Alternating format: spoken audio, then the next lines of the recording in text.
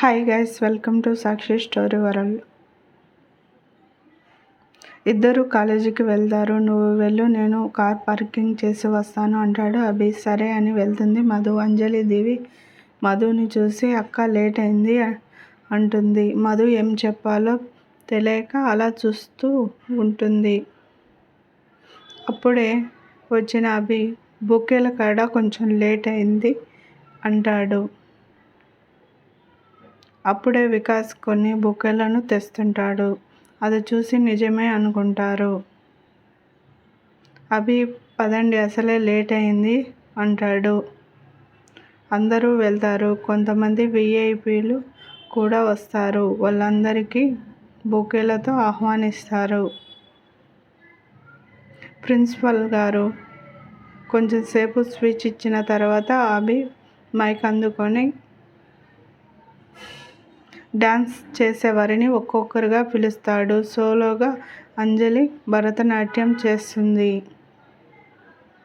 అది చూసి అభి, అఖిల్ చాలా సంతోషంగా బాగా చేశావురా అని అంటారు.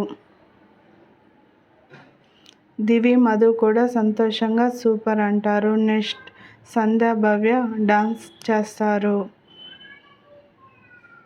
తర్వాత కొంతమంది జంటలుగా చేస్తారు. అఖిల్, దివి జంటగా చేస్తారు. వారిని చూసి అందరూ కేకలు వేస్తూ విజిల్ వేస్తారు. లాస్ట్గా అభిరామ్ మధు అని పిలుస్తాడు. మధు కళ్ళు పెద్దవి చేసుకొని అభి కళ్ళలోకి చూస్తుంది. నన్ను నమ్ము అని కళ్ళతోటే ధైర్యం చెప్తాడు. అదంతా వింటున్న సంధ్య, భవ్య ఫ్రెండ్స్, మీ బావ వాళ్ళతో డాన్స్ వేయడం ఏంటి అని అడుగుతారు. సంధ్య, భవ్య కోపంగా దివి, మధు వైపు చూస్తూ ఇక్కడి నుంచి వెళ్దాం పదండి అంటారు. అభి, మధు చాలా బాగా డాన్స్ వేస్తారు. అది చూసిన వారందరూ సూపర్ జోడీ కదా అనుకుంటారు. అందరూ భోజనం చేయడానికి వెళ్తారు. అయితే అఖిల్ దివిని పట్టుకొని మనం ఒక చోటికి వెళ్దాం పద అంటాడు. అప్పుడే అఖిల్ గారు భోజనం చేసిన తర్వాత అందరం వెళ్దాం అంటుంది. అందరూ కాదు, నువ్వు నేను మాత్రమే పద అని దివిని తీసుకొని కారులో 5 స్టార్ హోటల్కి ముందు కారు ఆపుతాడు. అభి, మధు, అంజలి భోజనం చేసిన తర్వాత ఇంటికి వెళ్దామా అని అడుగుతుంది. అప్పుడు అభి దగ్గరకు ఎవరో వచ్చి ప్రిన్సిపల్ సార్ మిమ్మల్ని పిలుస్తున్నారు అని అంటాడు. సరే అని అభి వెళ్తాడు. కొంచెం సమయం తర్వాత ఎవరో వచ్చి అభి మిమ్మల్ని పిలుస్తున్నాడు అని చెప్తాడు. సరే అని అతని వెంటనే వెళ్తుంది మధు.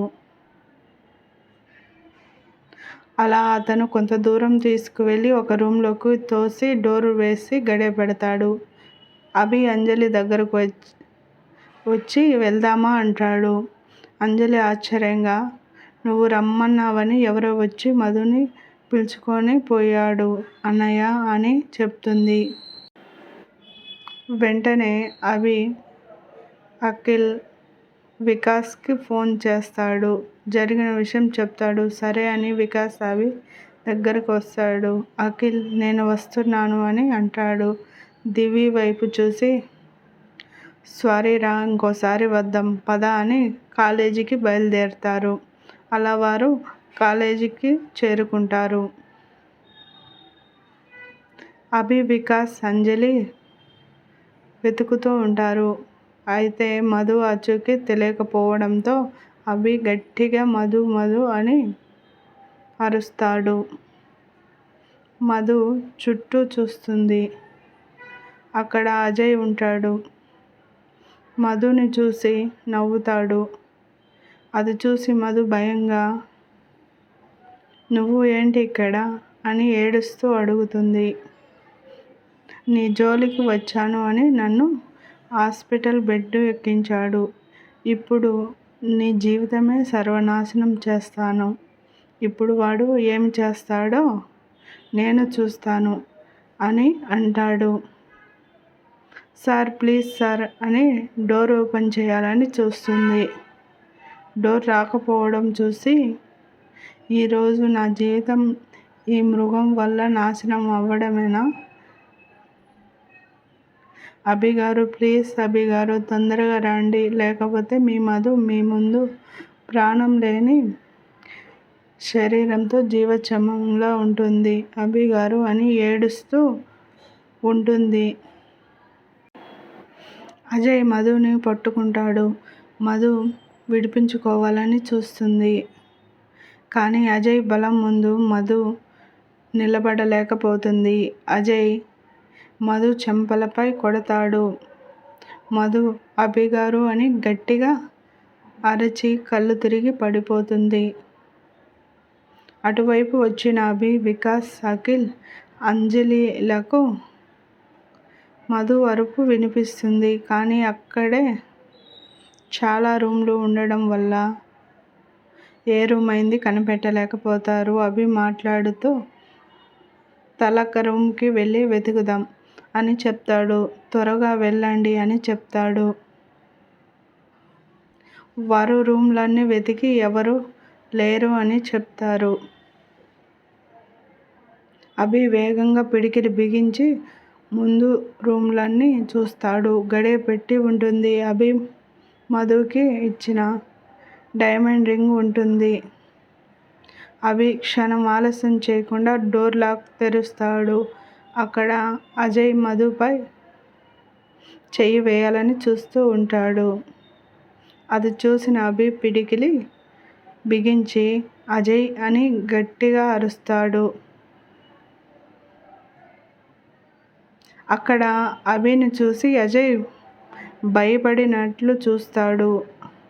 బయట ఉన్న విండో నుంచి పారిపోవాలని చూస్తాడు. అది చూసిన అభి వాడిని పట్టుకొని, నీకు ఎంత ధైర్యం ఉంటే నా మధుపై చెయ్యి వేయాలని చూస్తావ్ అని పిచ్చిగా కొడతాడు. వాడు చనిపోతాడేమో అనిపిస్తుంది. అప్పుడు వికాస్, అంజలి వచ్చి అన్నయ్య వాడిని వదిలేయ్, ముందు మధు సంగతి చూడు అని అంటుంది. మధుని కొట్టడం వల్ల ఆమె ముఖం అంతా ఎర్రగా ఉంటుంది. అది చూసి అభి 2 చేతులతో మధుని ఎత్తుకొని హాస్పిటల్లో జాయిన్ చేస్తాడు. డాక్టర్ అంటూ గట్టిగా అరుస్తాడు. అప్పుడే పరిగెత్తుకొని వచ్చిన లేడీ డాక్టర్ ఏమైంది అని అడుగుతుంది. అనుకోకుండా స్పృహ తప్పి పడిపోయింది. ఆమెకు ఏమైందో చూడండి అని అడుగుతాడు. మీరు బయటికి వెళ్ళండి, నేను చెక్ చేసి చెప్తాను అని అంటుంది. వికాస్ అభి భుజంపై చెయ్యి వేసి పద అంటాడు. సరే అని బయటికి వెళ్తారు. బయట అఖిల్, దివి, అంజలి ఉంటారు. దివి ఏడుస్తూ ఉంటుంది. అఖిల్ అంజలి మాట్లాడుతూ మధుకి ఏం కాలేదు, కేవలం కళ్ళు తిరిగి పడిపోయింది అని దివిని ఓదార్చడానికి చూస్తారు.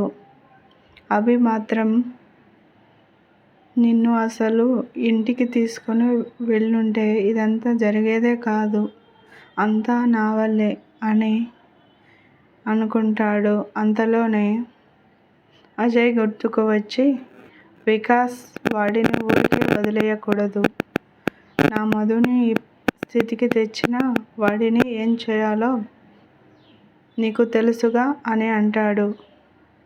నేను చూసుకుంటాను అని అంటాడు వికాస్. అప్పుడే డాక్టర్ బయటకు వస్తుంది. అభి ఎలా ఉంది అని అడుగుతాడు. ఆ అమ్మాయి చాలా భయపడినట్లు ఉంది, అందుకే కళ్ళు తిరిగి పడిపోయింది. ఇప్పుడు కంగారు పడవలసిన అవసరం ఏమీ లేదు, ఇంకో 10 నిమిషాలలో స్పృహ వస్తుంది అని చెప్పి వెళ్తుంది. డాక్టర్ మధు చిన్నగా కళ్ళు తెరిచి చూస్తుంది. అభి ఎదురుగా ఉంటాడు. అభిని చూసిన మధు కళ్ళ వెంట కన్నీళ్లు కారుతాయి. అభి గారు అని ఎక్కి ఎక్కి ఏడుస్తూ ఉంటుంది. అభి మధు దగ్గర వెళ్ళి నీకు ఏమీ కాదు, నేను ఉన్నాను కదా అని నచ్చజెప్తుంటాడు. అంతలోనే డోర్ సౌండ్ రావడంతో ఇద్దరూ దూరం జరుగుతారు. దివి లోపలికి వచ్చి అక్క అని మధుని పట్టుకొని ఏడుస్తూ ఉంటుంది. అభి అంజలి మధుని తీసుకొని వెళ్దాం పద అంటాడు. అంజలి సరే అన్నయ్య అంటుంది. దివి అంజలి మధుని తీసుకొని కారులో కూర్చుంటారు. వికాస్ నేను బైక్ తీసుకువచ్చాను, బైక్ పై వెళ్తాను అని చెప్తాడు. అభి సరే అంటాడు. వీళ్ళందరూ కారులో బయలుదేరతారు. ఇంటికి వచ్చేసరికి హాల్లో అందరూ ఉంటారు. సంధ్య భవ్య కాలేజీలో జరిగింది మొత్తం చెప్తారు. అభి దివి మధుని పైకి తీసుకువెళ్ళు అని చెప్తాడు. సరే అని చెప్పి దివి మధుని రూమ్కి తీసుకువెళ్తుంది. అక్కడ బెడ్ పై కూర్చోబెడుతుంది. అప్పుడే అక్కడికి అంజలి వస్తుంది. వారిని అలా చూసి బాధగా ఉన్న వారిని నవ్వించాలని అల్లరిగా మధుని దివిని ఆట పట్టిస్తుంది. మధు అంజలితో నువ్వు చాలా అల్లరి పిల్లవి తెలుసా అని అంటుంది. అంజలి సరే దివి పద మనం డిన్నర్కి అరేంజ్మెంట్ చూసుకుందాం పద అని అంటుంది. మధు అక్క నువ్వు రెస్ట్ తీసుకో నేను వెళ్తాను అని చెప్పి దివి వెళ్తుంది. అభి మధు ఉన్న రూమ్లోకి వచ్చి గడియ పెడతాడు. మధు డోర్ సౌండ్ విని కళ్ళు తెరుస్తుంది. మధు అభిని చూస్తుంది. ఎమ్మటే పైకి లేచి అభిని కౌగిలించుకొని అభి గారు అని ఏడుస్తూ ఈరోజు ఆ మృగం నుంచి నన్ను కాపాడారు అభి గారు, లేకుంటే ఈ పాటికి మీ మధు శవం మీ ముందు ఉండేది అని ఏడుస్తూ చెప్తుంది. అది విని అభి కోపంగా మధు అని గట్టిగా పిలుస్తాడు. మధు భయపడి దూరం జరిగి అభి కళ్ళల్లోకి చూస్తుంది.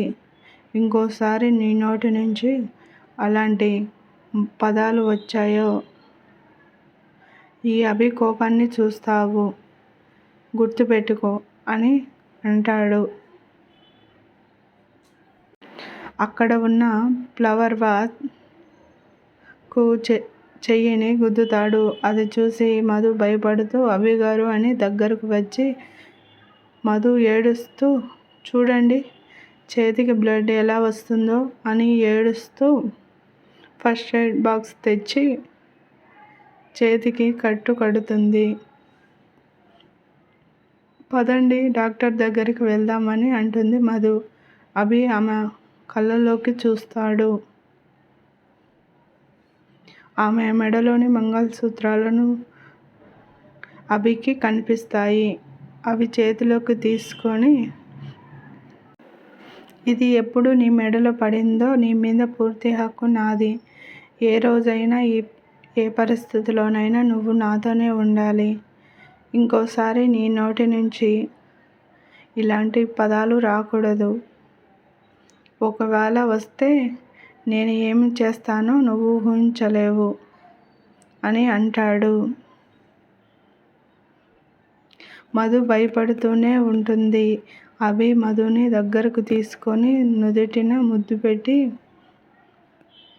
నువ్వు నాతోనే ఉండాలి. నీకు ఏమైనా అయితే నేను చూస్తూ ఉంటానా చెప్పు అని మధు కన్నీళ్లను తుడుస్తూ ఉంటాడు. సరే నువ్వు రెస్ట్ తీసుకో నేను వెళ్తాను అంటాడు. కానీ మధు అభి చేతిని పట్టుకుంటుంది. నా మనసు ఎందుకో కీడు శంకిస్తుంది. అభిగారు, రేపు గుడికి వెళ్దామా అని అడుగుతుంది. సరే అయితే ఉదయం త్వరగా రెడీ అవ్వు, వెళ్దాం అంటాడు. అభికి ఏదో గుర్తుకు వచ్చినట్లుగా గార్డెన్లో డిన్నర్ ఏర్పాట్లు ఉన్నాయి రా అని అంటాడు.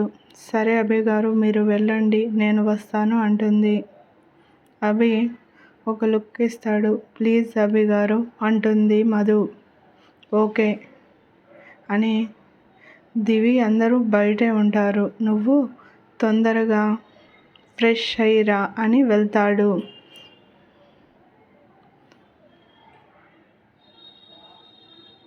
అభి అప్పుడే మధు గదిలో నుంచి రావడం రాగిణి చూస్తుంది. ఇది నా అల్లుడిని మాయ చేసినట్లు ఉంది. దీన్ని ఎలా అయినా ఇంట్లో నుంచి వెళ్ళగొట్టాలి. తర్వాత సంధ్య అభి పెళ్లి గురించి అన్నయ్య వదినలతో మాట్లాడాలి అని నిశ్చయించుకుంటుంది. బయట డిన్నర్ చేయడానికి అన్ని ఏర్పాట్లు చేస్తారు. పండు వెన్నెల్లో చుట్టూ పూల మొక్కలు, చల్లటి గాలి, అక్కడక్కడ క్యాండిల్స్ వెలుగుతూ చూడడానికి చాలా అందంగా ఉంటుంది ఆ ప్రదేశం. డిన్నర్కి అందరినీ ఉత్సాహపరుస్తుంది. మధుని దివి తీసుకొని వస్తుంది. జానకమ్మ గారు ఆ వాతావరణాన్ని చూస్తూ మా రోజులు గుర్తుకొస్తున్నాయి అని అంటుంది. ఓయ్ జాను, మా గ్రాండ్ ఫాదర్ గుర్తుకు వచ్చాడా ఏంటి అని అడుగుతుంది అంజలి. మీ గ్రాండ్ ఫా నన్ను జాను అని పిలిచేవాడు తెలుసా అని అంటుంది జానకమ్మ గారు. అంజలి అల్లరిగా ఇంకా అని అంటుంది. నీకు ఇలా కాదు, ఒక అబ్బాయిని చూసి పెళ్లి చేస్తేనే నీకు తిక్క బాగా కుదురుతుంది అంటుంది జానకమ్మ గారు. ఓయ్ జాను, నేను ఇంకా చిన్నపిల్లనే అని బుంగమూతి పెట్టి అంటుంది అంజలి. ఆ చిన్నపిల్లకి ముక్కుకు తాడు వేసేవాడు వస్తాడులే అని అంటుంది జానకమ్మ గారు. అంజలి వాళ్ళ అన్నయ్యల దగ్గరకు వెళ్ళి, చూడండి ఈ జాను నన్ను ఎలా ఏడిపిస్తుందో అని చెప్తుంది. అందరూ నవ్వుతారు. ఇదే మంచి అవకాశం, ఈ సందర్భంలో అడిగితే ఓకే అవుతుంది అని రాగిణి మాట్లాడుతూ, అభి చదువు ఈ ఇయర్తో అయిపోతుంది కదా అన్నయ్య అని అంటుంది. విజయేంద్ర వర్మ గారు రాగిణి చెప్పేది వింటూ ఉంటారు. అవును అన్నయ్య, అభికి సంధ్యకి నిశ్చితార్థం పెట్టుకొని చదువు అయిపోయాక వెంటనే పెళ్లి చేద్దాం, ఏమంటావు అన్నయ్య అని అడుగుతుంది. అది విని మధు కళ్ళలో నీళ్లు తిరుగుతాయి. మధుకి ఒక్క క్షణం కూడా అక్కడ ఉండాలనిపించదు. అభి ఏమీ మాట్లాడడు. మధు వైపు చూస్తాడు. మధు పైకి లేస్తుంది. ఏమైంది మధు అని అడుగుతుంది వసుంధర గారు. ఏమీ లేదు అత్తయ్య, మధ్యాహ్నం భోజనం కొంచెం ఎక్కువ తిన్నాను అత్తయ్య, అందుకే ఇప్పుడు ఆకలి అనిపించడం లేదు అని అంటుంది. అత్తయ్య, ఇంకో విషయం మాట్లాడాలి అని అభి వైపు చూడకుండా అంటుంది మధు. ఏంట్రా ఆ విషయం అని అడుగుతుంది వసుంధర గారు. రేపు నేను దివి హాస్టల్కి వెళ్ళాలని అనుకుంటున్నాము అని అంటుంది. అది విని అందరూ షాక్ అవుతారు. అభి ఏమీ మాట్లాడకుండా చూస్తుంటే, నాన్నగారు కూడా చెప్పాను, ఆయన కూడా ఒప్పుకున్నారు అని చెప్తుంది. అది విని రాగిణి, ఎన్ని రోజులని పరాయి ఇంట్లో ఉంటారులే వదినా, అందుకే హాస్టల్కు వెళ్ళిపోతాం అంటున్నారు, మంచి నిర్ణయం తీసుకున్నారు అని చెబుతుంది. అభి మధు ఎందుకు అబద్ధం చెబుతుందో అని ఆలోచిస్తూ ఉంటాడు. రాగిణి మధుని చూసి నవ్వుతుంది. జరిగినది గుర్తు చేసుకుంటుంది.